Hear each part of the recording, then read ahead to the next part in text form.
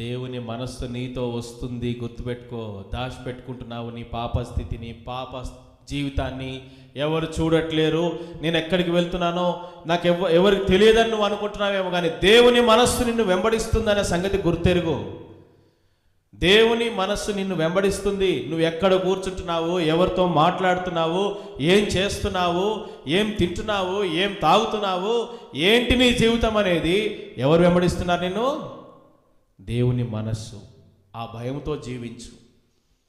అందుకనే సొలొమోను అతిక్రమంలో దాచిపెట్టుకున్నంత మాత్రాన బయట వాళ్ళకి తెలియదు, కానీ దేవుని మనస్సుని మాత్రం నువ్వు ఏం చేయలేవు, తప్పించుకొనా జాలవు. అందుకనే గేహాజీతో అన్నాడు, నువ్వు వెళ్ళినప్పుడు ఆ వ్యక్తి నిన్ను ఎదుర్కొనడానికి వచ్చినప్పుడు నా మనస్సు నీతో కూడా రాలేదా? ద్రవ్యమును, వస్త్రములను,